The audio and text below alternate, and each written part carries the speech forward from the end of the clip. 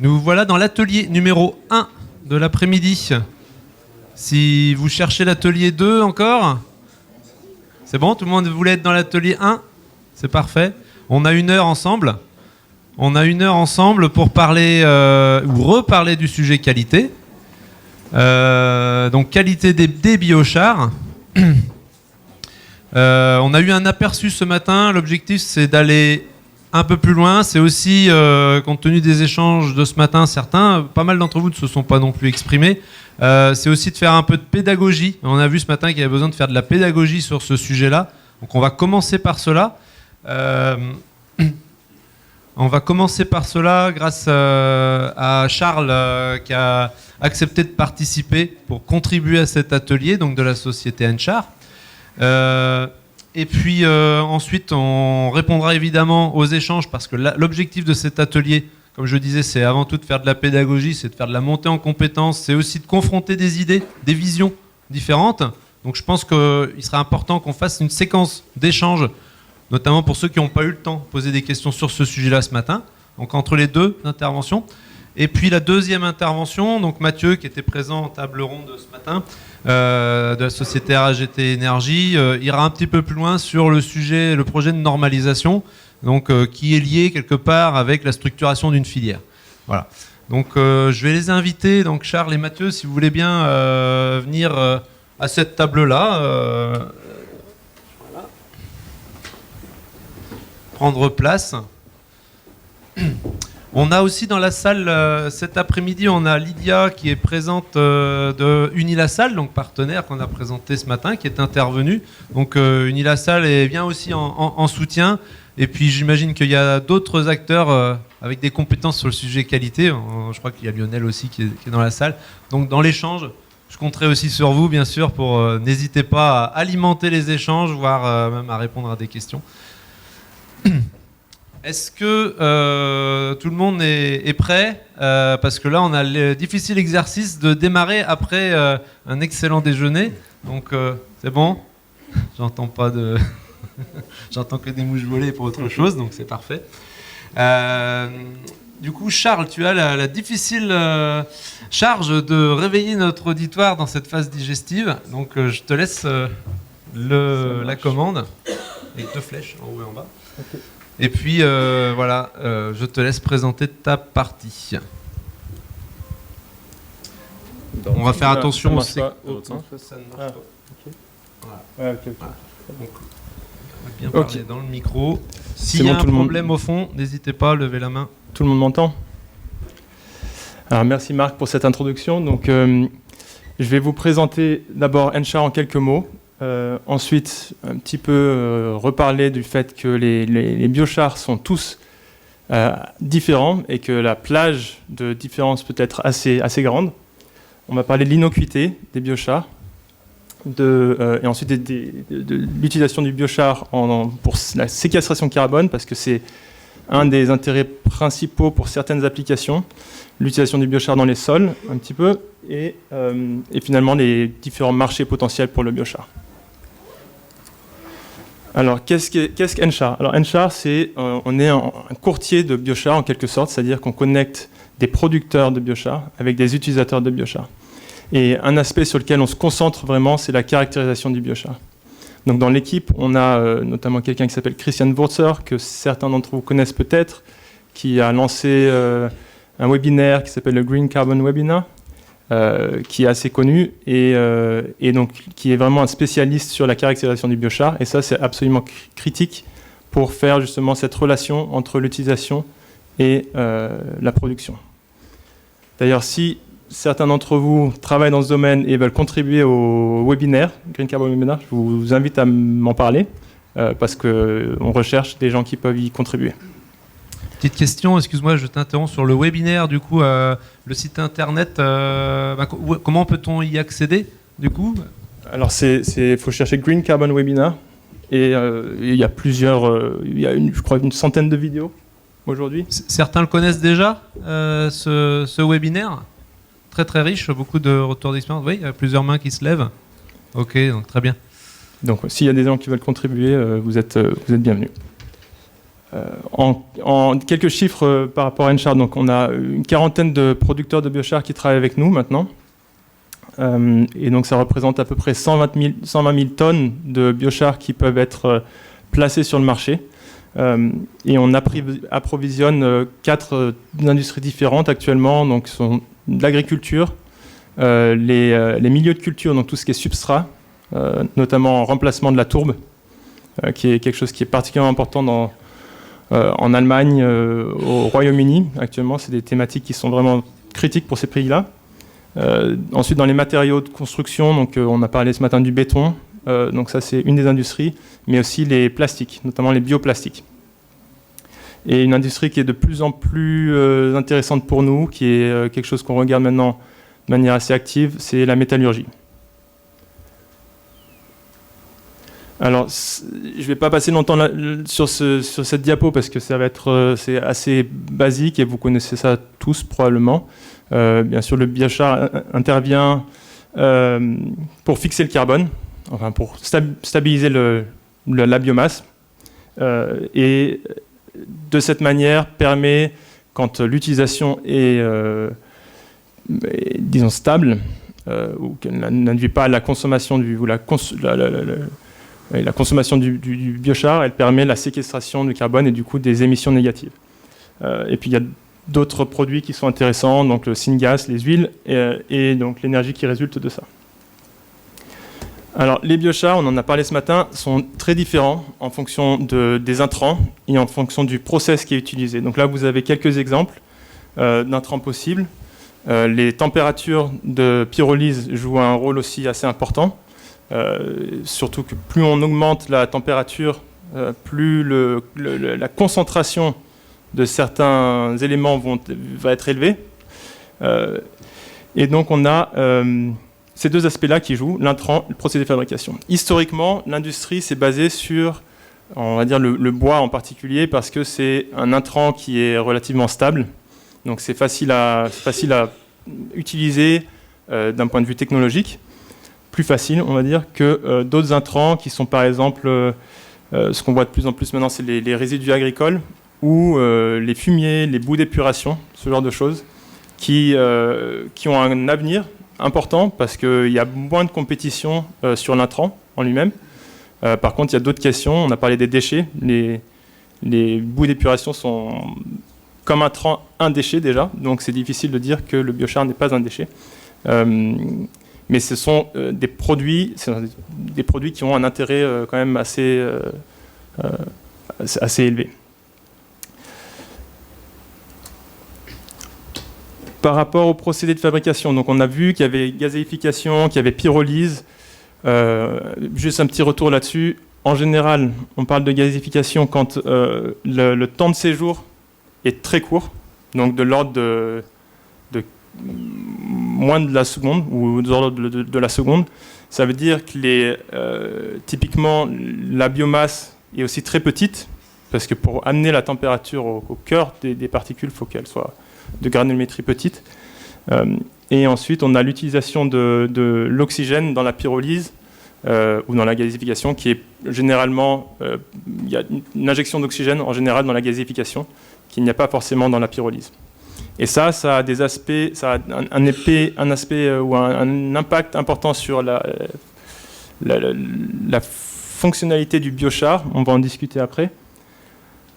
Et actuellement, donc, quand on parle de biochar, la plupart du temps, on entend la pyrolyse lente.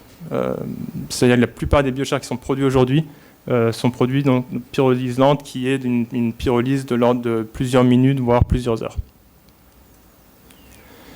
Alors, le premier aspect, en termes de qualité, c'est vérifier l'innocuité du biochar. C'est-à-dire que vérifier que la pyrolyse s'est bien passée, déjà. Donc ça, c'est une première chose. Donc la stabilité du biochar, donc il y a des ratios pour ça, qui sont les ratios d'hydrogène-carbone, par exemple, ou oxygène-carbone. Il y a les dioxines qui sont importants. Les métaux lourds, en général, on a tendance à penser que les métaux sont liés principalement à l'intrant, ce qui est vrai, mais la température de pyrolyse peut aussi jouer un rôle, ou même le temps de séjour, parce que, comme je l'ai mentionné plus tôt, plus on concentre le produit, plus ces taux peuvent être élevés. Et finalement, les HAP, qui sont en fait la condensation d'hydrocarbures sur le biochar pendant la pyrolyse, qui doivent être bien contrôlés. Comment vérifier, comment tester et prouver l'innocuité? Donc un échantillonnage régulier. Il y a en fonction des différentes certifications, il y a différentes recommandations, mais si on se base par exemple sur le BC, il y a un échantillonnage chaque jour qui est recommandé. Et puis l'analyse en laboratoire, évidemment. Donc là, vous avez un extrait de l'analyse de Eurofins. Et puis les certifications, donc on a, tout le monde parle de EBC, mais avant ça, il y avait déjà le Biochar Quality Mandate, qui date déjà il y a, je crois, 8 ans, quelque chose comme ça, qui a été fait en partenariat avec différentes parties européennes, mais avec une bonne contribution du Royaume-Uni. IBI, qui est un peu vieux maintenant, et puis EBC. De plus en plus, des législations nationales et européennes qui se mettent en place sur le marché. Excuse-moi, Charles, une petite question sur la diapo précédente. Donc, juste, c'est ce que tu as bien expliqué, que la première des choses à faire quand on a un biochar entre les mains, ou qu'on est producteur ou qu'on soit consommateur, c'est bien de regarder l'innocuité.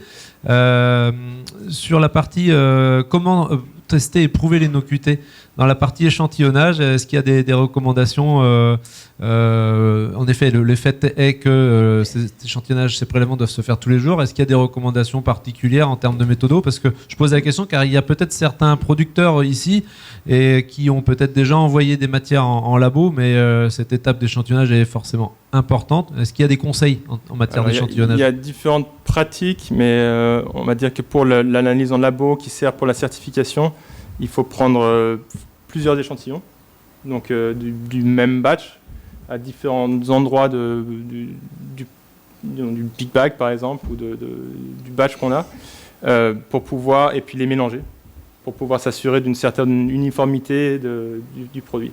Après, tout ce qui est échantillonnage régulier, par exemple le BC recommande de faire un échantillon de 1 litre tous les jours, je crois, et puis de garder ça pendant 2 ans, il me semble, pour pouvoir montrer qu'au cas où il y a quelque chose, que ce jour-là, le jour de la production de ce biochar spécifique, il n'y a pas eu de problème. Donc il y a l'échantillonnage pour démontrer que la production en soi est correcte, et il y a un échantillonnage aussi pour la traçabilité dans le temps aussi de l'opération correcte de l'usine. D'accord, donc ça c'est dans par exemple pour l'EBC, ces recommandations sont données par EBC, d'accord, ouais. Et qui font référence peut-être à des normes d'échantillonnage précises. Ok, merci. Alors, la qualité d'un point de vue, le potentiel de séquestration, qui est une des raisons pour lesquelles certaines industries s'intéressent au biochar.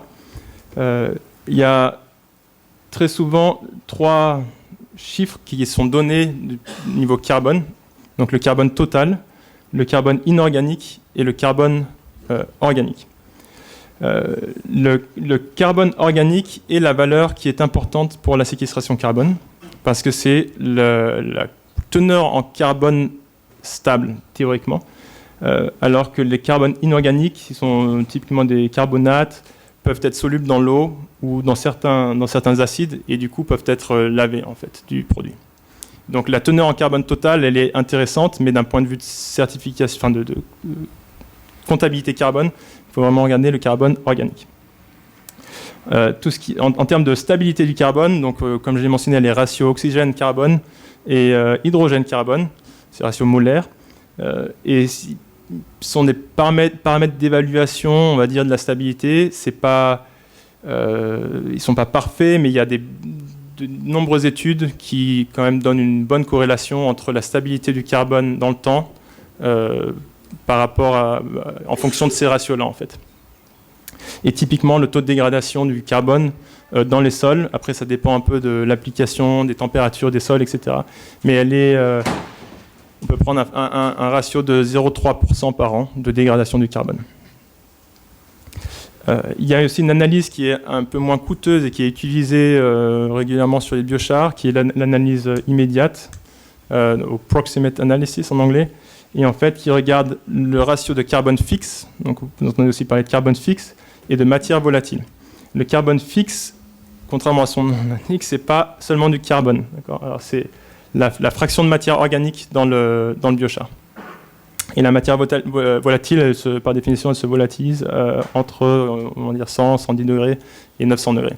Et plus ce ratio est élevé, plus le biochar est stable.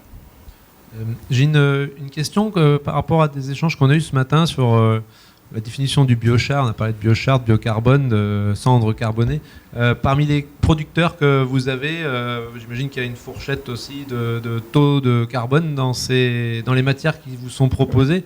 Cette fourchette, quelle est-elle, si c'est pas indiscret ? Si on revient là, il n'y a pas tout ici, mais on va dire que bois tendre, par exemple, on va être à 90% sur certains biochars. Il n'y a pas ici, mais par exemple sur des fumiers qui sont pyrolysés, on est à 30%. Donc ça a une fourchette qui est énorme. Qui dépend des matières qui dépend des matières et des process aussi. Un peu moins du process, mais quand même, parce que ça, encore une fois, c'est une histoire de concentration, mais c'est vraiment assez large en fonction de la matière. Et parfois, on se dit, ok, les résidus agricoles sont généralement plus pauvres en carbone que certaines matières, on va dire, d'origine forestière, mais il y a certains résidus agricoles qui ont des taux de carbone de plus de 80%, 85% même. Donc ça dépend vraiment de l'intrant.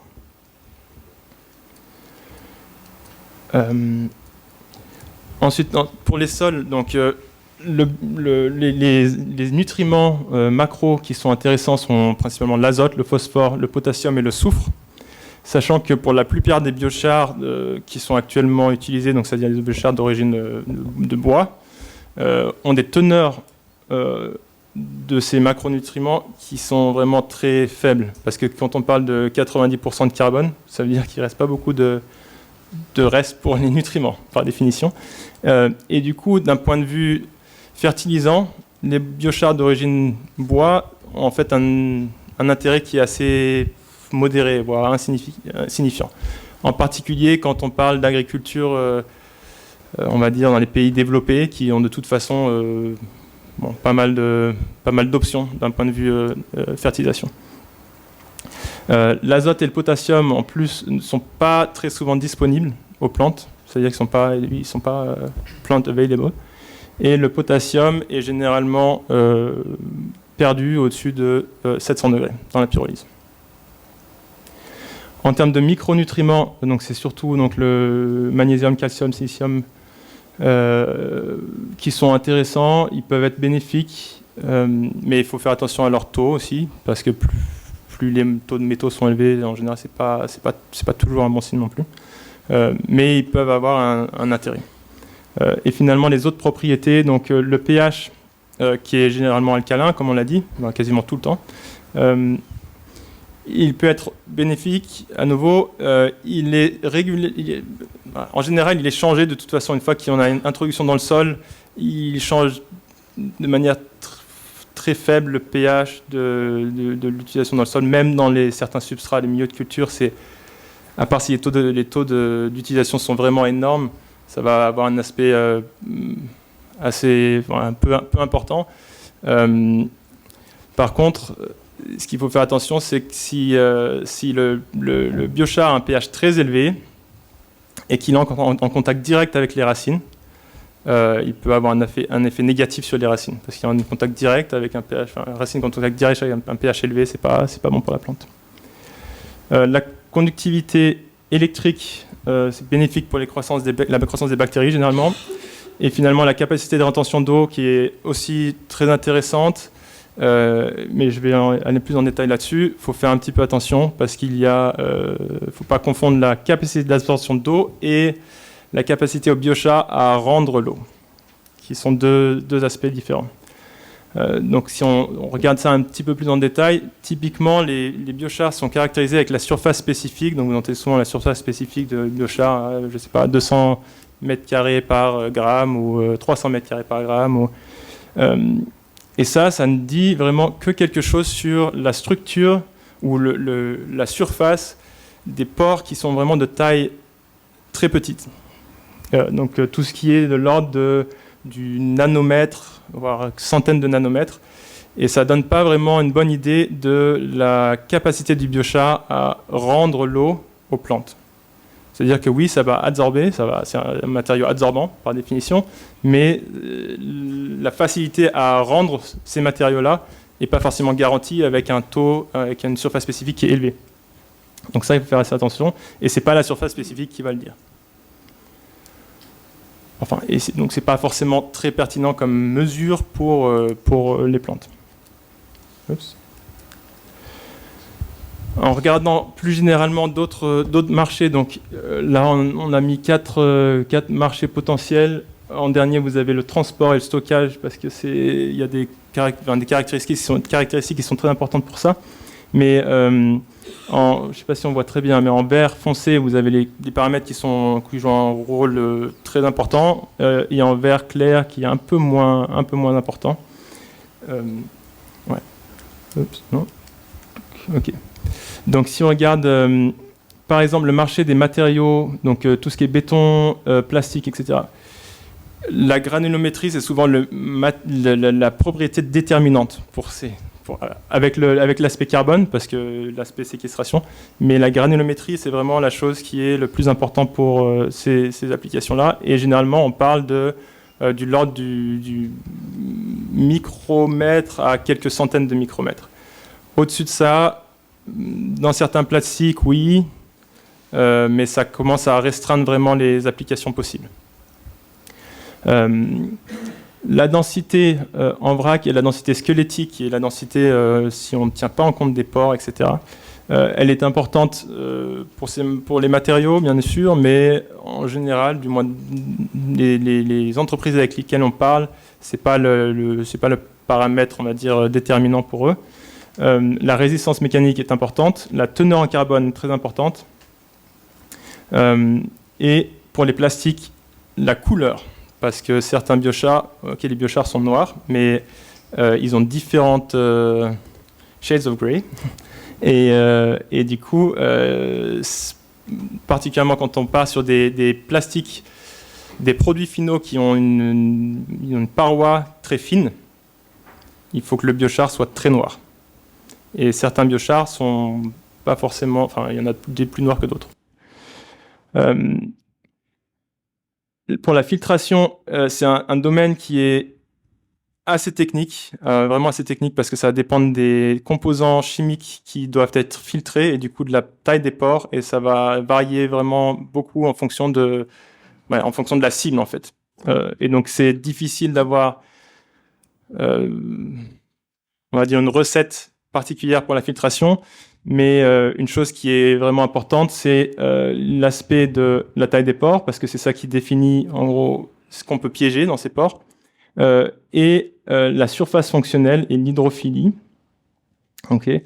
C'est aussi quelque chose qui revient pour les sols et pour l'eau, parce que, comme je l'avais mentionné, l'utilisation d'oxygène, par exemple, dans le procédé de fabrication, donc tout ce qui est gazification, par exemple, va créer des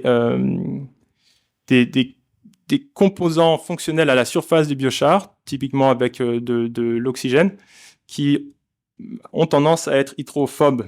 Donc, on peut comparer par exemple un biochar qui aurait été produit avec beaucoup d'oxygène dans le processus de fabrication versus un biochar qui aurait été produit sans oxygène.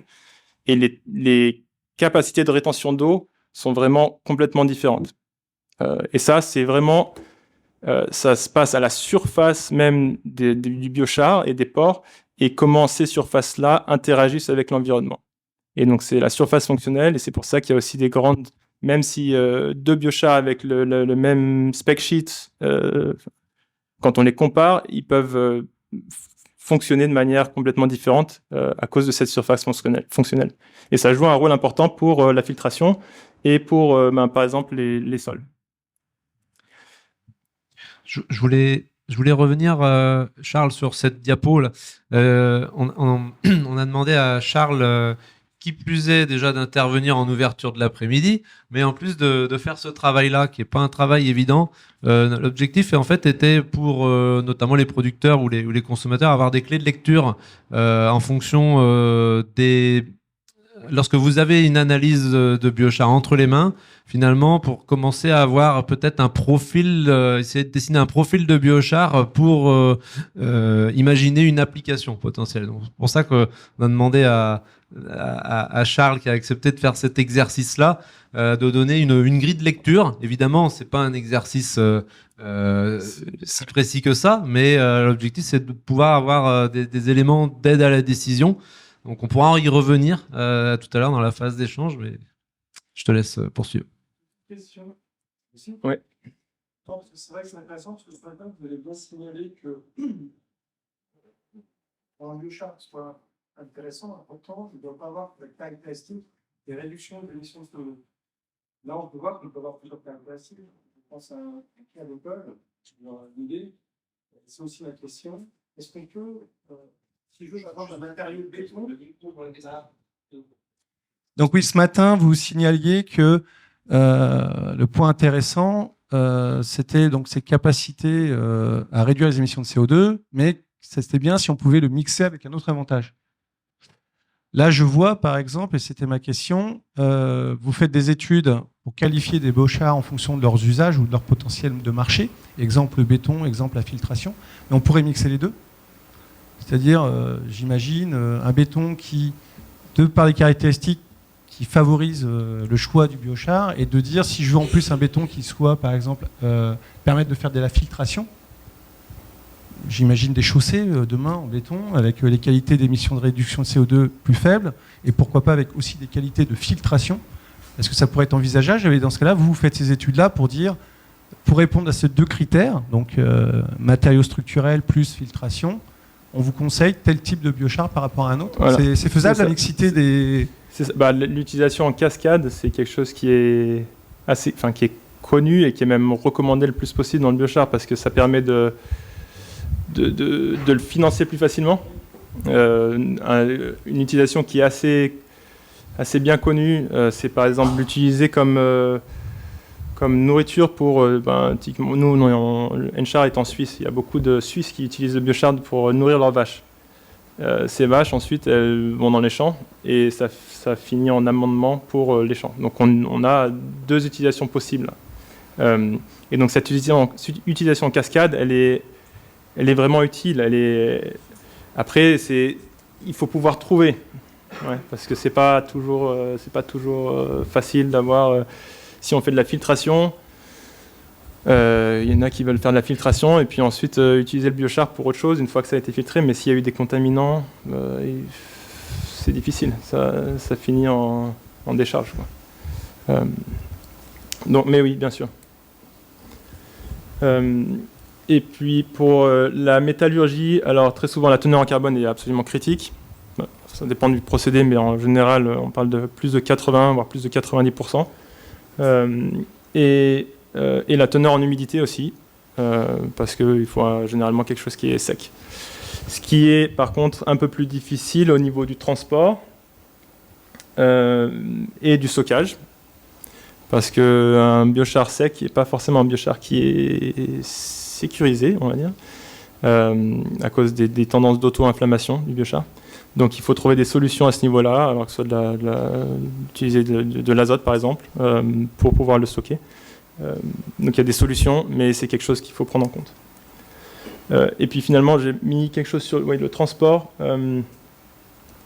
Le transport n'a pas tendance à impacter le certificat carbone de manière très significative. On se dit toujours, oui, de bouger de plusieurs centaines ou plusieurs milliers de kilomètres, c'est un peu contre-productif. C'est sûr que ça n'aide pas, mais ce n'est pas ce qui impacte le plus le business case du biochar. Ce qui impacte le plus le business case du biochar pour le transport, c'est le coût de transport en lui-même. C'est-à-dire que ça coûte très cher de transporter du biochar de grande distance parce que le biochar est très peu dense par définition. Du coup, il faut des gros volumes pour déplacer des grosses masses de biochar. Voilà, donc juste en résumé, pour pas s'attarder trop, donc le processus de fabrication doit être optimisé en fonction de ce qu'on veut en faire. Idéalement, avoir des plages de manœuvre aussi dans la technologie qu'on utilise pour pouvoir s'adapter à un marché plutôt qu'à un autre, sachant que ce que je montre ici, ça va certainement évoluer dans le temps, notamment au niveau des matériaux de construction, parce que c'est assez nouveau. Et donc, qu'est-ce que les industriels vont vouloir avoir dans les prochaines années, c'est un peu difficile à prédire. Il y a beaucoup de recherches qui se fait actuellement. Ensuite, démontrer l'innocuité, c'est absolument primordial, c'est essentiel, parce que sans ça, c'est un biochar qui finit soit en incinération, soit à la décharge. Les premières analyses qu'on obtient de labo, ça permet de se donner une idée des marchés potentiels pour un biochar donné, mais c'est pas la réponse, ça va pas donner réponse à tout. C'est-à-dire qu'en général, pour des grosses utilisations, des gros contrats dans le biochar, ça passe forcément par des phases de test qui peuvent durer des mois, voire des années. Donc il faut, en tant que producteur ou producteur prospectif, il faut planifier que le développement du marché biochar, ça prend du temps. C'est moins facile que de vendre un certificat carbone avec CO2 marqué sur un bout de papier. Voilà. Est-ce que vous avez des questions? Je ne sais pas, peut-être les questions c'est pour plus tard. Si, très bien. Merci Charles. Merci Charles sur cette présentation. Donc là, l'objectif était de présenter une façon d'entrer sur le sujet de la qualité des biochars. Si vous avez des questions, n'hésitez pas. Toutes les questions ont leur place dans cet après-midi. Donc, vous pouvez vous présenter. Alors, je vais amener le micro comme ça, et puis vous présentez, et ensuite on écoute votre question. Merci. Je suis Olivier Krart. Je suis consultant indépendant pour une société qui s'appelle Aigu. En fait, j'ai 3 petites questions. La première, est-ce que vous pouvez donner une fourchette de prix de revente du biochar, une fourchette indicative? Et le deuxième, est-ce que vous pouvez revenir sur l'innocuité? Qu'est-ce qui fait qu'un biochar est stable et qu'un autre instable? Comment est-ce qu'on le rend stable?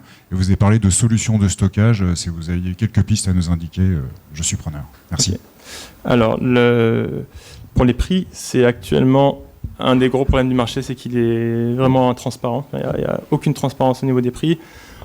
On entend un peu de tout. Alors, il y a des producteurs qui vendent à 2000 € la tonne, on va dire. Mais c'est absolument pas quelque chose qui va continuer dans le long terme, parce que la demande à ces niveaux-là n'est pas présente en grande quantité. Est-ce qu'on parle bien d'un biochar type bulk, non transformé, sans amendement, juste vraiment le produit brut de sortie d'usine? Oui.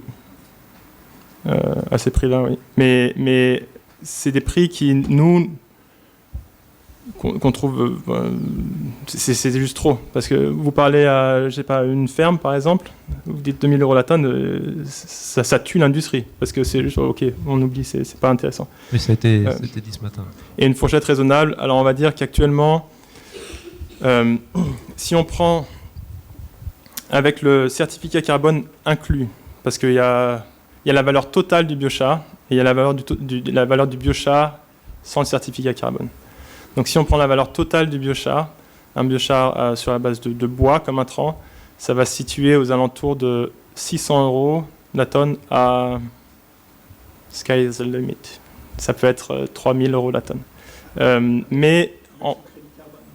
Avec ce crédit carbone dans ce cas.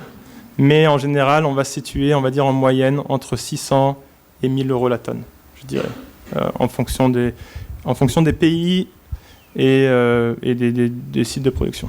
Et donc là, tu parles plutôt pour une application retour au sol, si j'ai bien compris. Pas forcément. Non, alors ça peut être retour au sol, mais typiquement l'utilisation béton, par exemple, ça va être quelque chose qui peut aussi recevoir ces 600 € par tonne sur la valeur totale du biochar, parce qu'il y a l'aspect séquestration.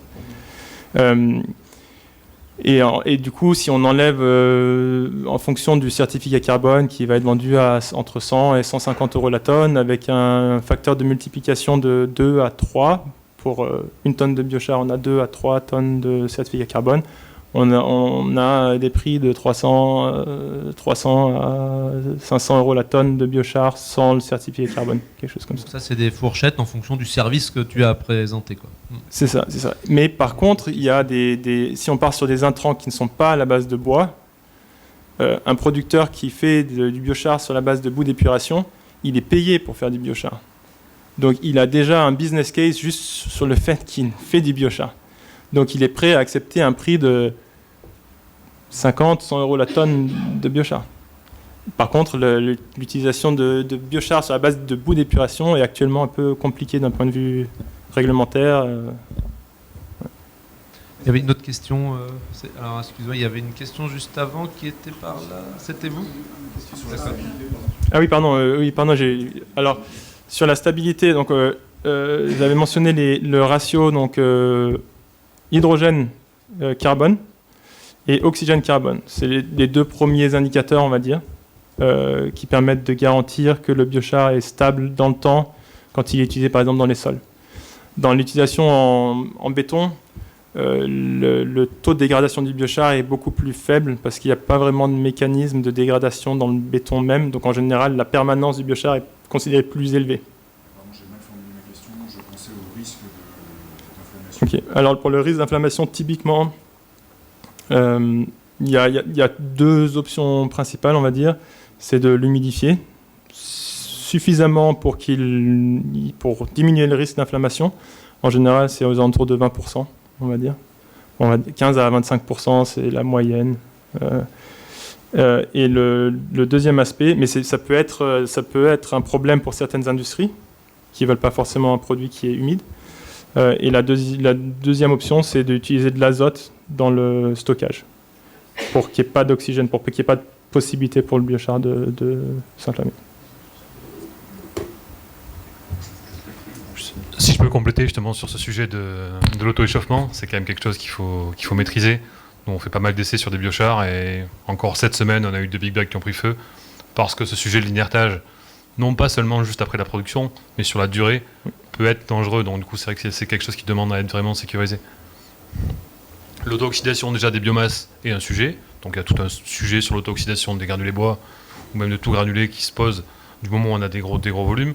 Mais du moment où on a pré-traité thermiquement la matière, on l'a pré-oxydée, et donc vu qu'on l'a pré-oxydée, il ne lui faut pas grand-chose pour entrer dans ces phases d'oxydation et d'auto-échauffement. Il y a d'ailleurs un producteur français qui en a fait les frais récemment. On va prendre une question qui suit. Oui, moi je voulais poser une question pour rebondir par rapport au prix. Moi je suis producteur. Là, en fait, j'ai l'impression que c'est un prix sur un certificat carbone et pas sur un biochar. Parce que le biochar, tant qu'il n'est pas caractérisé, tant qu'on n'a pas défini ce qu'était réellement un biochar, c'est compliqué de mettre un prix dessus. C'est comme le prix d'une voiture.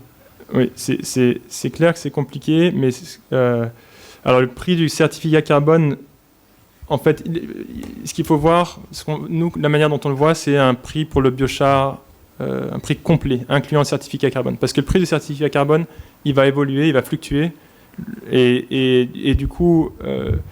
quand on est producteur et qu'on se fait le prix de l'intrant évolue aussi. Mais quand on se fait un business case, on va dire, on se dit, OK, il me faut tel revenu sur une tonne de biochar. Que ce soit certificat carbone ou prix du biochar, tout inclus.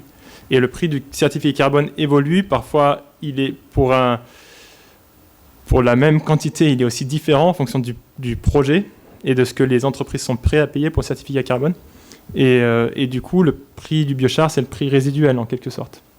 Mais c'est sûr qu'il y a des industries qui sont prêtes à payer plus que d'autres pour le biochar. Et c'est la raison pour laquelle on voit aussi des prix de 2000 € la tonne, parce qu'en, disons, application urbaine, le prix du biochar peut être assez élevé. Je veux dire, une ville est prête à payer ça pour des volumes qui sont qui sont significatifs, mais c'est pas non plus industriel. Donc c'est sûr qu'il va y avoir des prix élevés, mais avec les volumes de production qui viennent sur le marché, au bout d'un moment, le marché trouve une balance, en quelque sorte. Donc la ville qui paye 2000 € par tonne de biochar, le jour où elle voit qu'il y a quelqu'un qui vend quelque chose qui est relativement similaire pour 900 € la tonne de biochar, c'est une question de combien de temps elle va faire ça. On a vu avec ton tableau, on n'a pas du tout les mêmes applications. biochar un peu caviar, Ouais. on se retrouve noyé dans la masse du biochar et on a un petit peu de mal à se différencier justement de ce qui se fait aujourd'hui. C'est la question de la structuration du marché, on va y venir juste après aussi, ça y participera. François, on en reparle du coup. Et je crois qu'il y avait 2 questions par ici, il y en avait là-bas aussi, donc je vous laisse. Oui, donc Anne-Sophie Coins, à EDF R&D. Je voulais savoir, ce matin, il y avait un petit consensus là, dans la salle sur la vision en fait, que le biochar serait peut-être plus un coproduit, mais pas forcément le produit principal. Et du coup, pour les applications où on viserait une optimisation de la production d'énergie, il n'y a peut-être pas de réponse à cette question, hein, mais on serait dans quelle qualité de biochar coproduit et pour quelles applications? Ça va dépendre du processus de fabrication et des intrants. Donc, même s'il y a un focus énergie, c'est pas forcément par définition que le biochar est mauvais, mais la tendance est que c'est le cas, parce qu'en général, c'est plutôt de la gazéification. Et la gazéification va avoir tendance à utiliser pas mal d'oxygène et à avoir des biochars d'une qualité qui sont pas forcément toujours adéquates pour l'utilisation en sol, ou pas les meilleures pour l'utilisation en sol. On connaît des producteurs qui font de la gazéification et qui l'utilisent dans les sols ou même en substrat, en milieu de culture, sans trop de problèmes. Donc ça ne veut pas dire que ce n'est pas possible, mais en général, c'est quelque chose qui va avoir une qualité un peu moindre comparé à un biochar qui est issu de pyrolysante où le focus c'est plutôt produire du biochar. Je pense que ça rejoint la remarque d'Anthony Kerouac ce matin, de savoir si c'était du char ou de la cendre carbonée. C'est quand même le gros débat en fait. On fait de la gazéification. Derrière, qu'est-ce qu'on a? Est-ce qu'on a vraiment du char? Est-ce qu'on a de la cendre carbonée? Parce qu'on parle de taux de carbone qui sont quand même plutôt faibles sur ces chars-là.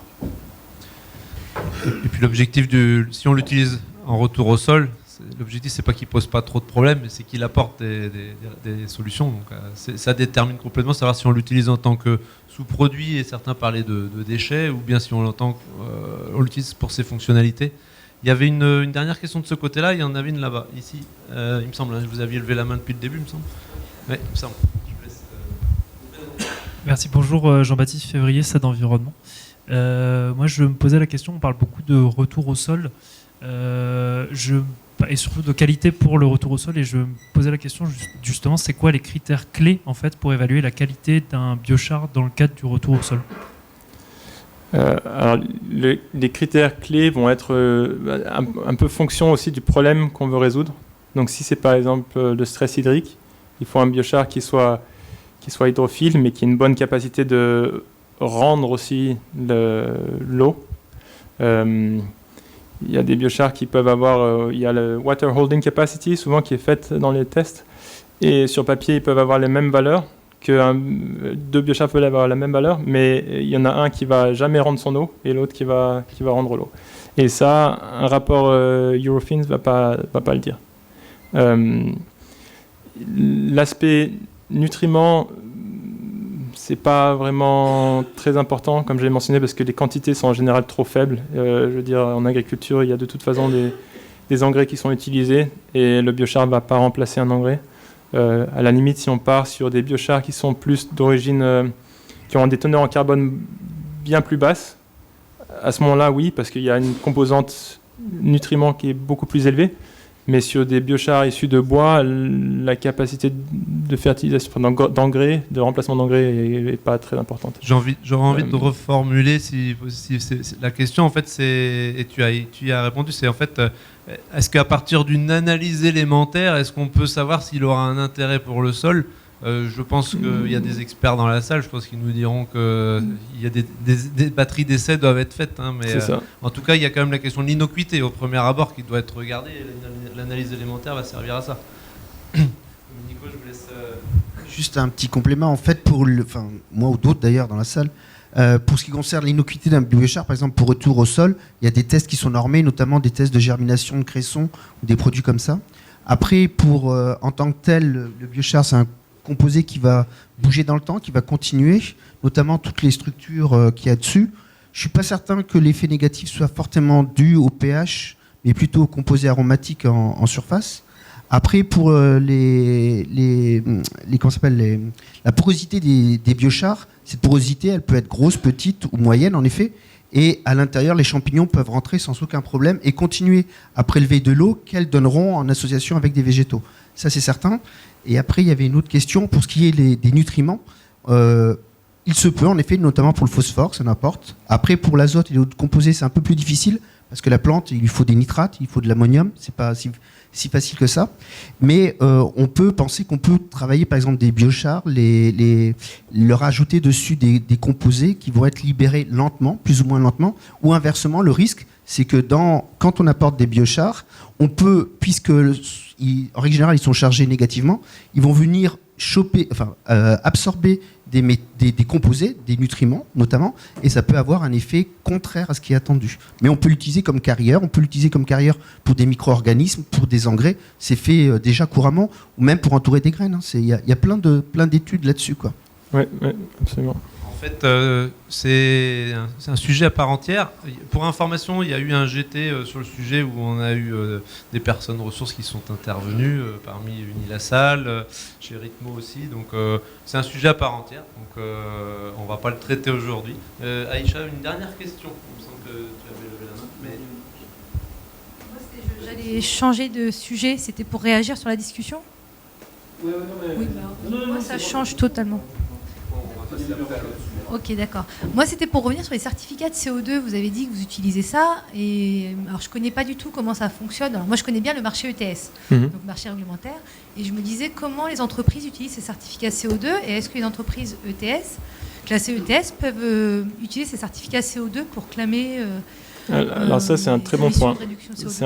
C'est un très bon point parce que ça, en fonction de l'industrie, le certificat ETS, enfin, pas le certificat ETS, mais le système ETS et le certificat volontaire sur la séquestration de carbone, les deux peuvent jouer un rôle. C'est-à-dire que typiquement quand on parle d'une entreprise, on va dire une entreprise qui est dans le plastique biodégradable.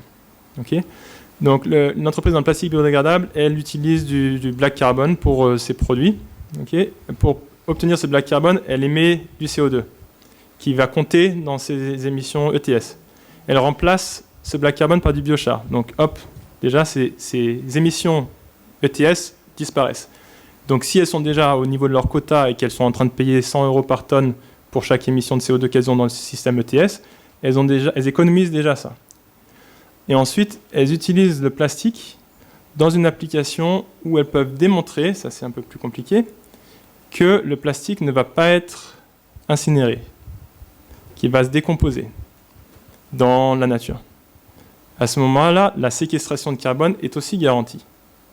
Et donc, elle profite des deux aspects, l'ETS, ou du moins une économie sur leur quota ETS, et la séquestration du carbone sur le marché volontaire, qui sera certainement amené à changer dans les prochaines années. Je vous propose qu'on passe à la séquence qui suit. Merci beaucoup Charles pour cet exercice de clarification. Tu veux rester là ou... Tu peux rester là si tu... mais je t'incite à rester là. Et Mathieu, du coup, l'idée de la deuxième séquence, c'est d'informer sur ce que tu as déjà commencé à introduire ce matin concernant l'évolution les souhaitables. On a abordé rapidement le sujet tout à l'heure, la structuration des prix et du marché sur le sujet du biochar. Il y a peut-être des outils pour continuer à construire cette filière-là. Tu as la main normalement. Voilà. Ok, merci. C'est vrai que voilà, depuis ce matin, on discute de ces histoires de coproduits, de produits, de valorisation dans le sol, de valorisation en tout genre. Je pense qu'on est quand même qu'au balbutiement de la filière. Je pense qu'on a quand même beaucoup de choses à mener. Je pense qu'il faut qu'on se mette d'accord sur les termes. Tout à l'heure, on parlait du sujet, est-ce qu'on est sur du biochar, est-ce qu'on est sur du biocarbone, est-ce qu'on est sur du biocol. Je pense que tout ça est à déterminer pour qu'on ait un petit langage commun et qu'on puisse arriver à parler de la même chose. Parce qu'on peut parler de prix, les questions qu'il y a eu, mais les questions qu'il y a eu, ça va vraiment dépendre de l'application. Les applications, on a vu que quand on parle d'application dans le sol, il faut imaginer la variabilité qu'il peut y avoir dans le sol. On a parlé de la vigne, on peut parler d'horticulture, on peut parler des golfs, on peut parler de tout un tas de choses. Ça ne sera jamais la même production qu'il faudra faire. Donc, sur le sujet des cascades d'usage, là, par rapport à une question qui a été posée ce matin, il faut bien se dire que la cascade d'usage, sur du biochar, ça sera quand même limité demain, ce qu'on pourra faire en termes de cascade d'usage sur du biochar. La cascade d'usage, elle doit être faite sur la biomasse, elle doit être bien réfléchie sur la biomasse, et ensuite, il faut mettre le pré-traitement thermique adapté pour aller vers une cible. Mais cette cible, voilà, j'ai l'impression que tous dans la salle, on n'a pas forcément la même, on n'a pas forcément les mêmes positions, les mêmes environnements, et donc on n'a pas forcément la même cible. Donc je pense que la norme va servir à ça, va servir à fixer ce cadre, va servir à fixer aussi pour les producteurs la cible à atteindre, avec derrière un prix de marché, avec derrière un business model qui sera adapté pour arriver à assainir un petit peu cet univers qui est en train de se créer, qui est au balbutiement, qui a un potentiel, mais qui reste complètement à travailler. Enfin, moi, je vous dis, ça fait 10 ans ou 15 ans qu'on est sur des affaires de biochar, avec beaucoup d'agro au départ, et là maintenant on est beaucoup sur l'industrie. Il reste beaucoup de choses à déverrouiller. Et ce sujet de sécurité qu'on a juste évoqué rapidement là, moi, les 2 feux de Big Bag, ça m'a posé un problème pas possible, parce que qu'est-ce que c'était à l'intérieur? Donc ça pose la question réglementaire qu'on a eue ce matin de la part de Lise. Il disait réglementairement, c'est quoi? Moi, si demain l'Adréal passait et me disait qu'est-ce qu'il y avait dans ces Big Bags, je ne sais pas ce que je leur dis. C'est de la biomasse, oui, et c'est de la biomasse qui est noire, c'est de la biomasse qui est pré-traitée. Quel est le cadre? Donc c'est pour ça que je pense que c'est important qu'on se mette tous autour de la table, qu'on arrive tous à dire moi je veux faire ça pour ça, avec telle techno, avec telle biomasse, et que derrière on arrive à mettre en place une norme. Donc c'est l'objet justement de ce que je vais vous présenter cet après-midi. Pardon. Donc RAGT, je vais passer rapidement, hein, on est un groupe agricole, on est 1500 personnes. On a 3 activités, un métier dans la semence, on fait de la recherche de nouvelles semences qu'on va développer et commercialiser un petit peu partout dans le monde. Un métier RAGT Plateau Central qui est plutôt un métier de coopérative, on va collecter de la céréale, on va la transformer et on va la revendre sur de la partie feed, mais également sur de la partie accompagnement de l'agriculteur. Donc ce sujet biochar, c'est aussi une fonctionnalité qu'on va chercher dans ces 2 métiers. Dans le métier de la semence, c'est se dire est-ce que le biochar peut être un vecteur intéressant pour des sujets germination? Est-ce que le biochar peut être intéressant pour le métier de RAGT Plateau Central pour arriver à apporter un complément aux agriculteurs pour que ça pousse mieux, pour arriver à gérer ce stress hydrique? Ok, on est dedans, mais pour le moment, on ne sait pas. Et la 3e activité, donc du coup celle que je m'occupe, c'est RAGT Énergie, où on est parti d'un constat. Dans le métier de la semence, on a énormément de sous-produits. Dans le métier de Plateau Central, on a 4 usines d'aliments du bétail, donc on a 400 000 tonnes de capacité de production. La question, c'est est-ce qu'on ne peut pas prendre nos sous-produits et en faire des granulés pour de l'énergie? Mais ça peut être aussi demain des granulés pour du biochar. Je repars à l'envers. Ça, c'est nos différents métiers, mais je vous en ai parlé ce matin, avec la formulation, les essais, le conseil et la recherche. Je n'ai pas parlé de normalisation, c'est ce que je vais parler aujourd'hui. Ça fait 15 ans que je suis dans la normalisation, même plus. J'ai attaqué en 2006 pour créer cette filière justement agropolée. Je suis coprésident de la commission de normes au niveau national, qui est la X34B, qui traite de tout ce qui est biocombustible solide, donc tous les sujets de biomasse. Et je suis également expert sur la partie ISO. La norme, c'est quoi? C'est bien rappeler qu'une norme, ça sert à définir un langage commun, donc c'est ce qu'on veut ici, pour arriver à structurer, pour arriver à mettre en place des nouveaux marchés, pour arriver à clarifier, à harmoniser les pratiques. Les pratiques, c'est quoi? C'est à la fois les pratiques de production, mais également les pratiques de contrôle. On parle de spécifications, mais tant qu'on ne sera pas d'accord sur les méthodes, ça aura du mal à fonctionner. La différence avec les certifications, j'en ai parlé un petit peu ce matin, mais c'est vraiment bien comprendre que la norme est un chapeau et la certification reprend les éléments de la norme pour les faire appliquer d'une manière commerciale dans les marchés. Et ensuite, par rapport à la structuration en bas, c'est bien comprendre qu'il y a une norme, enfin, il y a une commission de normalisation nationale, qui est l'AFNOR, qui est ensuite reprise au niveau européen par le CEN, qui est le comité de normalisation européen, et qui est repris au niveau international à l'ISO. Là, je voulais faire un focus juste pour vous dire comment ça s'est passé sur la partie granulés bois. J'en ai parlé très rapidement ce matin. J'ai dit dans le granulé bois à l'époque, ou même dans la plaquette de bois, on avait des certifications en tout genre. C'est-à-dire qu'on était capable de dire, j'ai un granulé bois qui respecte la charte qualité ITEB, et ça vous garantit un bon produit. Là, il y en avait qui disaient, moi j'ai un granulé DIN, qui était la DIN 51731, c'était la norme allemande, et tout le monde parlait un peu de sa norme nationale. Il y a eu le choix de dire, on va créer une norme européenne, donc c'est quelque chose qui a été créé en 2010, avec la 14961-2. Derrière, c'est posé la question de se dire, on ne parle pas la même langue, encore une fois, entre l'Europe et les autres pays. On avait à cette époque-là beaucoup de demandes d'importation de granulés bois, pas forcément pour la France, mais pour l'industrie dans des pays comme l'Angleterre. Et du coup, il y a eu l'idée de dire, ben voilà, on va arrêter de parler de normes ANSTM et de normes SEN, on va parler de normes ISO. Donc on a mis tout le monde ensemble, tous les experts réunis, on s'est dit comment il faut la faire évoluer pour que ce soit une vraie norme unique. Donc il y a eu la publication de cette norme ISO 17225-2. C'est sur ces bases-là que toutes les certifications que vous connaissez quand vous achetez vos sacs se sont adaptées, donc la DIN+, la EN+, la NF. Et là maintenant, on est sur une phase de révision de cette norme pour l'adapter encore une fois au marché. Donc c'est pour dire qu'une norme, c'est jamais figé. On l'a créée, on la met en place, on voit comment le marché évolue, et en fonction de l'évolution du marché, on va être capable de l'ajuster. Mais c'est important de créer un cadre. L'important, c'est aussi ce sujet de coexistence et de coévolution, c'est-à-dire que la norme évolue, on fait évoluer la certification. La certification est une bonne idée, on l'inclut dans la norme. Tout ça, ça va devoir évoluer. Comme j'ai pris l'exemple ce matin, pour le moment, il y a plein de certifications. Donc, on en a parlé là à l'instant, de EBI, de IBI, de USBI, de China BI, de NZBI. Il y a plein de certifications. Il y a plein de certifications qui sont liées, soi-disant, à des territoires. Mais au final, le territoire, on a la même biomasse, à peu de choses près, et on a les mêmes applications. Donc, ça vaut vraiment le coup de se dire, on met tout en face, et on l'aligne. Et pour l'aligner, c'est ce genre d'outil qui est l'ISO, qui peut permettre de faire cette adaptation. Nous, on est présents, donc je vous le dis, dans cette commission depuis longtemps. On a créé cette norme sur la 17225-6 pour tout ce qui était agropelé. Plus récemment, en 2017, il y a une question sur les déchets verts des collectivités, où c'est un exemple qui est intéressant par rapport à l'objet réglementaire dont on parlait tout à l'heure. En 2017, en gros, l'État a dit on ne peut plus brûler des déchets verts dans les chaufferies collectives parce que c'est un déchet, c'est classé déchet. Le déchet vert, c'est un déchet. Donc si c'est un déchet, ça doit partir en incinération.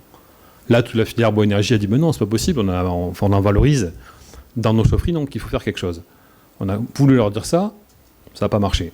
Donc on a dit on va essayer de voir quelle est la position au niveau international.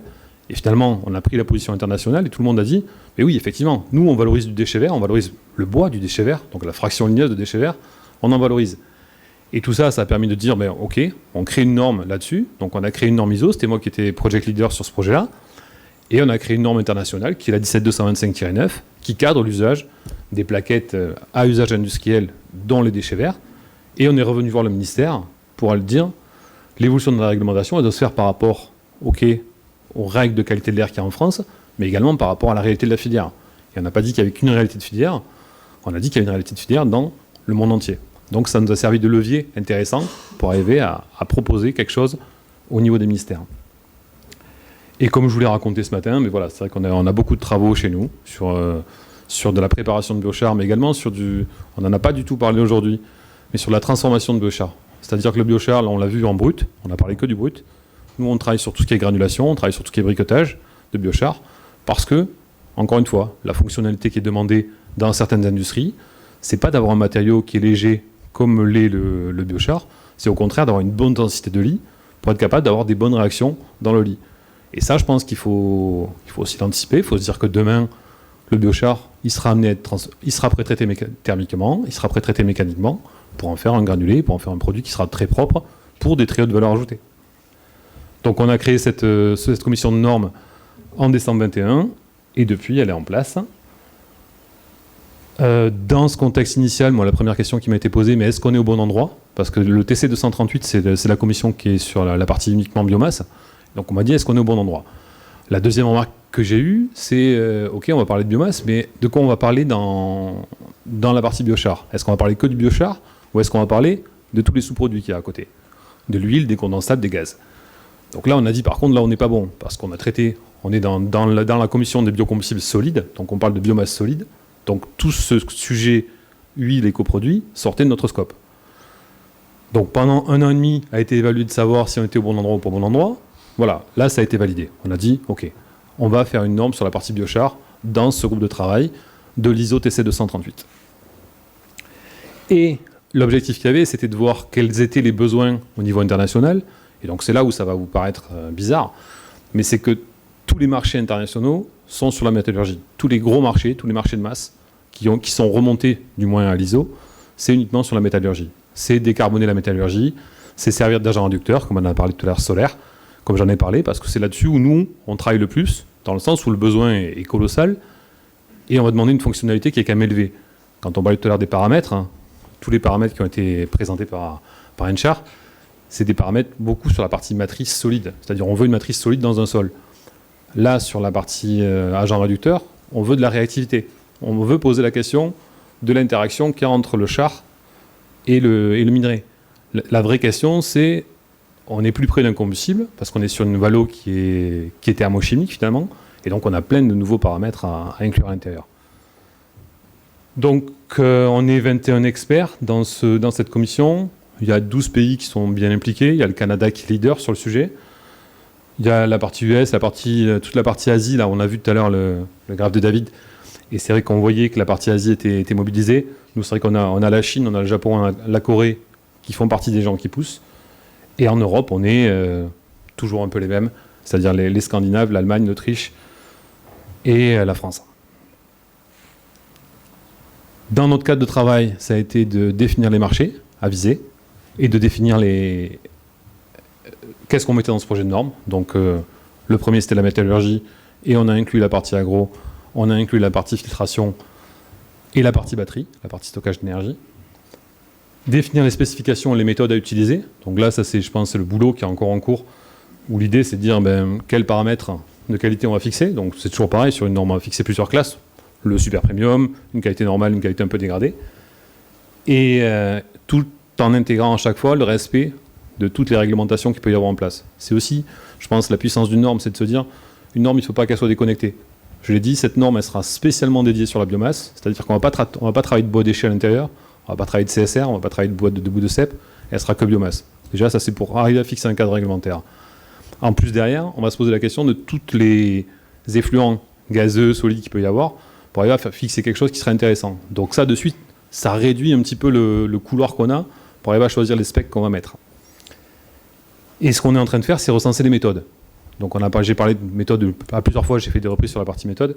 C'est que le sujet méthode, une méthode de caractérisation de charbon sur du biochar, ça ne veut rien dire. Vous allez le voir tout à l'heure, j'ai un petit exemple, ça va vous montrer qu'en fait, on mesure quelque chose qui n'est pas comparable. Donc si on veut vraiment arriver à avoir quelque chose de comparable, il faut avoir des méthodes qui sont adaptées. Définir la fraction concernée, j'en ai parlé, donc on s'en tient au biochar. Définir les origines et sources, donc ça, je vous ai dit, on parle que de biomasse, mais de quelle biomasse on parle? Donc dans les normes, on a toute une catégorisation des biomasses, c'est-à-dire entre la biomasse très propre et la biomasse un petit peu plus souillée, c'est-à-dire lesquelles vont permettre de produire quel biochar. Définir les technologies adaptées, donc c'est là où on a parlé de plusieurs technologies aujourd'hui, on a parlé de pyrolyse, on a parlé de gazification, on a parlé de carbonisation, on pourrait parler de torréfaction, on n'en a pas parlé, mais c'est quelle technologie on va prioriser dans la norme. Et ensuite définir les termes officiels par rapport à la remarque qui a été faite ce matin, je pense que c'est tout à fait à propos, c'est se dire c'est quoi le biochar, fixer les mots biochar, biocol, biocarbone.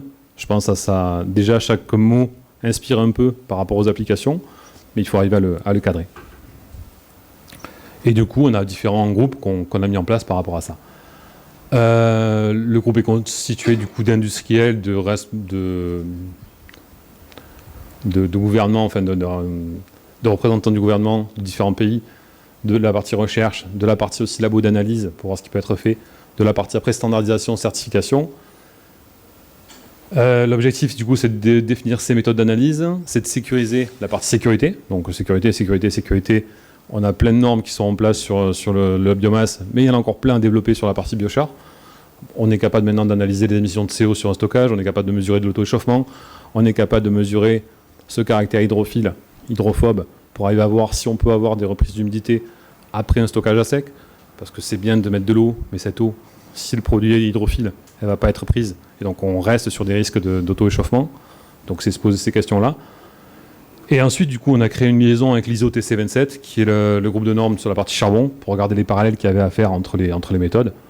Voilà, je sais pas, on prend juste un exemple sur, par exemple, la silice.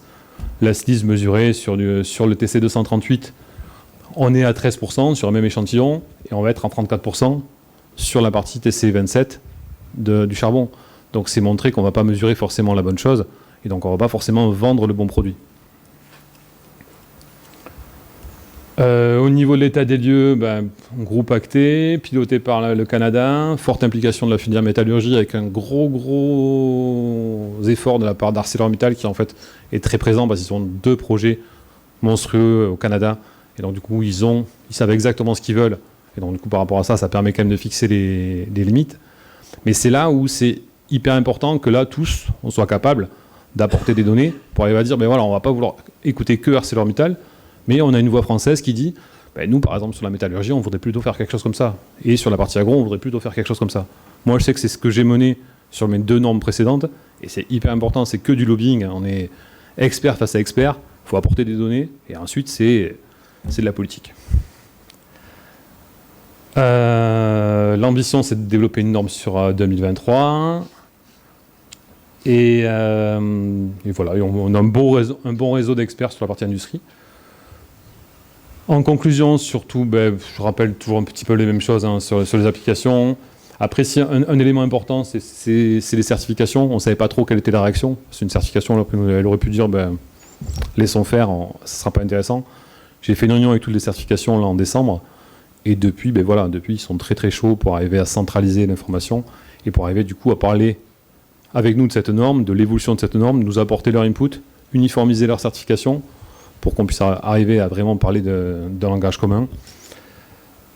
Et par contre, voilà le dernier point qui est, je pense, le plus important entre nous, c'est ce besoin de normalisation.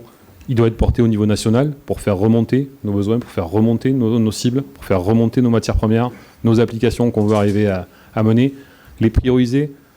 On voit dans les discussions qu'on a eues aujourd'hui, produit, coproduit, moi j'aime pas trop ces termes-là parce qu'en fait on se perd un peu sur la sémantique. Est-ce que tout à l'heure quand on disait que le coproduit c'était le biochar et que le produit c'était la bio-huile, voilà, je pense que c'est pas trop des termes qu'on peut apporter. Il faut vraiment se dire, on oublie ce côté produit coproduit. Par contre, on se focalise sur la cible qu'on veut obtenir et comment on est capable de l'obtenir. Et ça rassemble à la fois les gens qui ont la biomasse, les gens qui la produisent. Ça rassemble aussi les fabricants de matériel. C'est important de les mobiliser parce que tout à l'heure, quand on parlait de l'adaptation d'un char, c'est aussi beaucoup les conditions expérimentales qu'on va mener. De toute façon, c'est un temps de séjour qui va apporter un taux de carbone qui sera haut et qui du coup va entraîner tous les dégâts entre guillemets qu'on va avoir sur la partie physique et sur la partie composition. Donc ça, il faut qu'on puisse être tous ensemble pour arriver à mobiliser ça. Et du coup, c'est bien l'idée derrière de pouvoir caractériser un petit peu ce qui est fait au niveau national et de pouvoir aller à cette commission de normes pour apporter des éléments structurants et pour amener des éléments de comparaison. La prochaine commission, elle est en mai à Vancouver, donc on a prévu d'y être et on a prévu du coup de donner une version un petit peu de la photo française et d'être capable de temporiser certains sujets, d'en accélérer d'autres et de trouver des alliés qui ont un petit peu le même positionnement que nous pour pas aller trop vite. On ne peut pas aller trop vite. Voilà les éléments que j'avais à vous présenter. Merci Mathieu.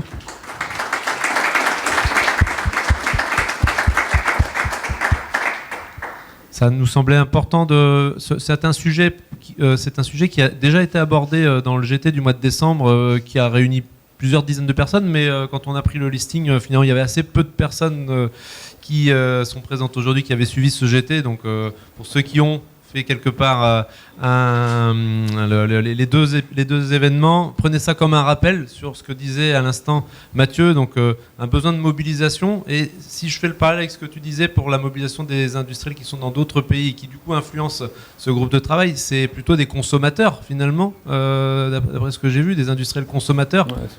Oui, c'est ça. C'est ce qui a été dit par je sais plus qui dans la salle, mais le marché, le cadre va être fixé par le marché.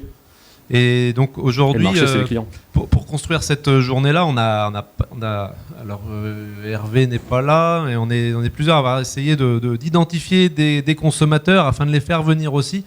Certains sont là, sont aussi développeurs et consommateurs, mais voilà, on appelle les différents acteurs susceptibles de peser dans ces orientations-là, de se mobiliser, parce que l'enjeu derrière, c'est vraiment de structurer le marché. C'est des outils qu'on a vus sur la filière bois-énergie qui sont... Nous, on les utilise au quotidien, que ça va du bon fonctionnement des chaufferies à la définition des prix, à la définition des règles d'un marché. Ça va à tous les niveaux. Donc c'est vrai qu'on pense que pour la filière biochar, c'est un outil qui sera structurant. Voilà. Donc on pourra en reparler.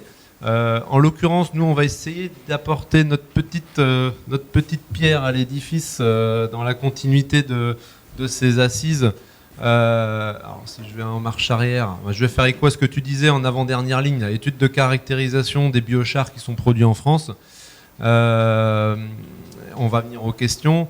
En fait, je finis là-dessus, hein, c'est pas très long. En fait, on a suggéré, nous, compte tenu des acteurs qui sont présents dans notre GT, de travailler sur la définition des biochars. Non pas que les producteurs actuels ne l'ont pas défini, leurs produits, mais plutôt qu'il y ait une analyse partagée de ces produits potentiellement sur le marché aujourd'hui en France, et dans le cadre d'un protocole qui serait construit ensemble, et aussi avec les pouvoirs publics, l'ADEME en l'occurrence, de façon à pouvoir à un moment donné faire une photographie de ce qui est produit en France et faire le lien avec, certes, les usages pour lesquels c'est produit, mais potentiellement, grâce à ce qu'on disait tout à l'heure, le profil de ces matières-là issues d'analyses élémentaires peut être suggéré aux producteurs des orientations.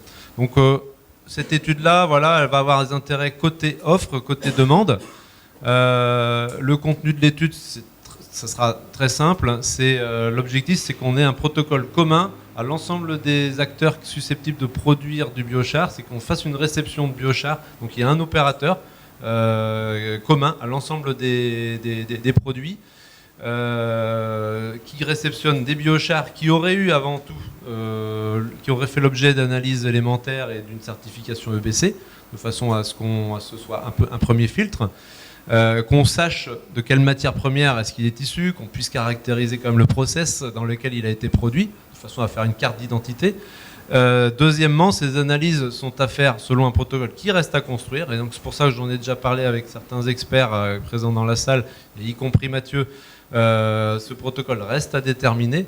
Pour l'évaluation des bénéfices environnementaux, le troisième point, là, on en a parlé avec l'ADEME, ce serait peut-être trop optimiste de se lancer là-dessus dans un premier temps. Pour autant, c'est une étape nécessaire, mais par rapport à l'objectif de l'étude, ça irait certainement trop loin. Donc voilà, aujourd'hui, on en est où? On est évidemment à la recherche d'un cadre qui pourrait nous permettre de soutenir cette action-là, qui nous semble être structurante. On a déjà commencé à identifier des participants, des potentiels fournisseurs et des experts, puisqu'au mois de décembre, on avait lancé un appel. Entre-temps, on a échangé aussi avec l'ADEME comme potentiel acteur intéressé par ce travail-là. Donc il n'y a pas de conclusion à ce stade-là, il faut qu'on fasse des propositions. Mais avant ça, pour faire des propositions, il faut une co-rédaction d'un cahier des charges commun afin de pouvoir dimensionner le projet. Voilà, c'est tout ce que je voulais dire, une petite annonce en fin de cette réunion, avant de laisser quelques questions, et on pourra en parler après. Voilà, nous, c'est les quelques questions préalables qu'on aurait envie de poser pour identifier un acteur intéressé pour se partir avec nous dans cette étude-là. Voilà, je ne prolonge pas plus ma prise de parole, c'était pas l'objectif. Mais maintenant, est-ce que vous avez des questions, en l'occurrence à Mathieu, puis à Charles, si vous souhaitez. Je vais faire tourner le micro comme tout à l'heure, on a 5 minutes.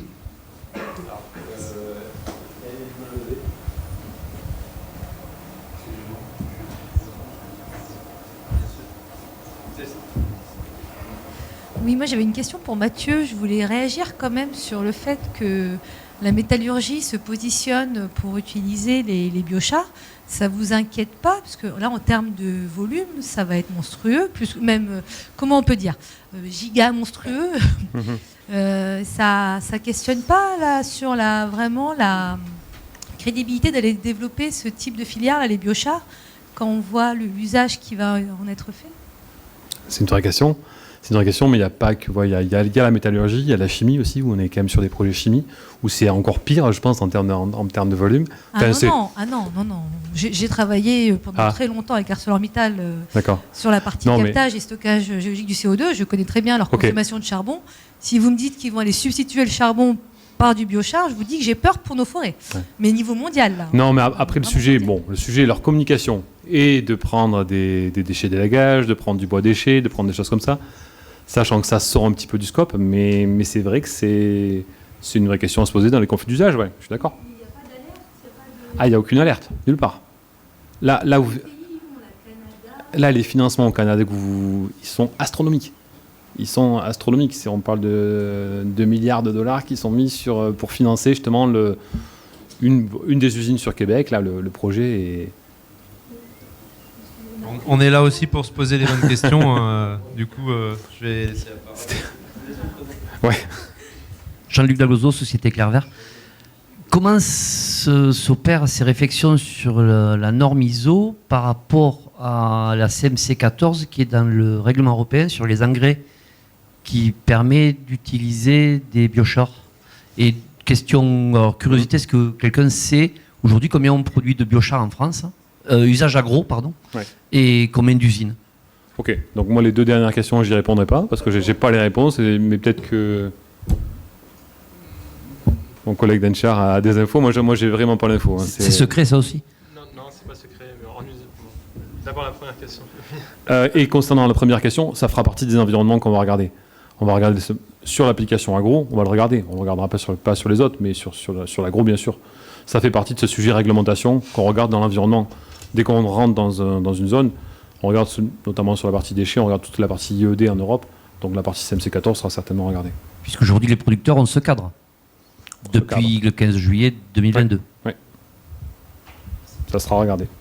Il y avait une autre question par ici. Merci.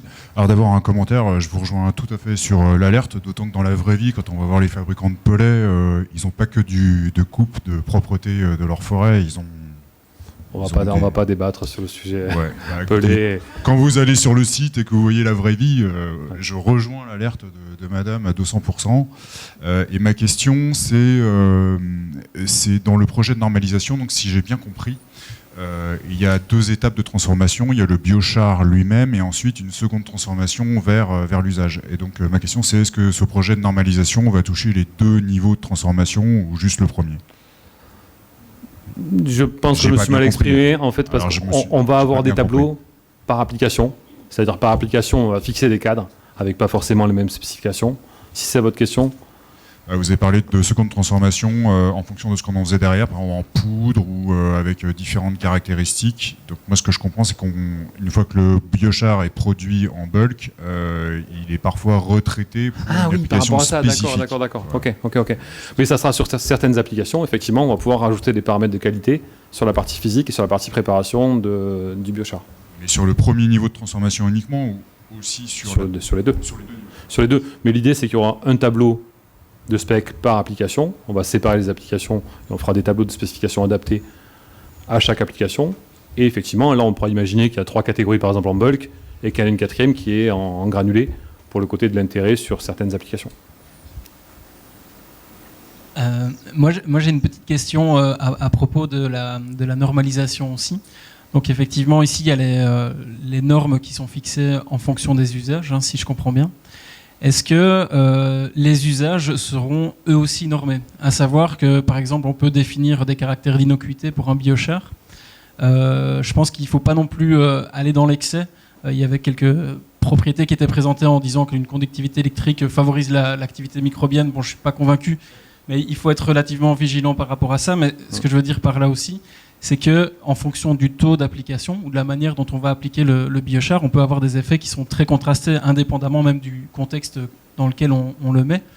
Et donc, par exemple, un biochar qui a une conductivité électrique élevée, à faible dose, ne sera pas nécessairement néfaste, pourrait être même bénéfique, alors que s'il est apporté à dose élevée, va créer des stress osmotiques pour la plante et l'empêcher de pousser correctement. Donc, je prends juste l'exemple de l'usage du retour au sol, mais ça peut probablement être valable pour d'autres applications dans les matériaux ou je sais pas moi, en métallurgie que je connais moins. Mais donc ma question c'est est-ce qu'il est envisagé au-delà de la caractérisation purement de la matière première, voire du produit final, de normer aussi la manière dont on va utiliser et notamment les doses qu'on peut appliquer de biochar sur la fin? Non. Okay. Voilà. Donc pour moi c'est un gros risque. En tout cas pour l'innocuité on peut on peut baliser l'innocuité, mais en tout cas pour donner des orientations sur l'utilisation du biochar, pour le coup, ça ne peut pas du tout être utilisé parce que tout va dépendre de la quantité qu'on appliquera. Après, on est capable quand même de le fixer, ça, par rapport à des unités. Parce que je vois ce qu'on a fait, par exemple, sur tout ce qui est biomasse traitée thermiquement. Là. Le gros sujet, c'était tout ce qui était black pelé par rapport aux biomasses torréfiées, aux biomasses steam explosées. Et la question, c'était vraiment d'avoir des unités pour la partie industrie, pour arriver à donner des limites d'émissions, notamment en métaux, par rapport au mégajoules qui étaient émis. Donc je pense qu'on est capable de travailler sur les unités pour arriver à être vigilant par rapport à ces valeurs-là.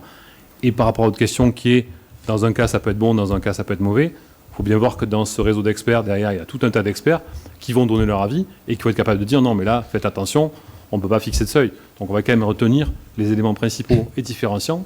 Et on va pas non plus avoir une liste qui sera... On va devoir du coup mettre fin à cet atelier. Est-ce qu'il y a une dernière question très rapide, et puis on arrête là pour respecter le timing. Donc Maud Trajan, Astrodor, Institut technique de l'horticulture. Il y a 4 ans, je suis allée à Québec, à l'Université de Laval, et j'étais surprise, ils avaient l'interdiction d'incorporer le biochar dans les sols pour l'expérimentation. Parce qu'il y a un impact qui peut être négatif, et une fois que le biochar est dans les sols, on ne peut pas le retirer. D'accord. Quand je vois qu'en France, on commence à faire des essais à droite à gauche, c'est des pros avec des effets qui ne sont pas toujours positifs, je me demande, est-ce que, à un moment donné, on va avoir aussi une réglementation par rapport à l'expérimentation au niveau de l'agriculture. Ouais, mais très bonne remarque, je pense que c'est... Merci. D'où l'intérêt de savoir ce qu'on met dans les sols. Oui, et puis pour finir de répondre par rapport à la question qu'il y avait tout à l'heure, je pense que tout ça, ces normes, ce sera repris, on aura des environnements réglementaires demain. L'environnement réglementaire, il faut bien l'imaginer. Et sur la remarque d'horticulture, comme sur la remarque de ces spécifications contraignantes ou pas contraignantes, ou de l'usage qui doit être figé, l'usage il sera fixé par la réglementation. Voilà, bon, eh bien, je crois qu'on arrive à la fin de cet exercice. Merci messieurs.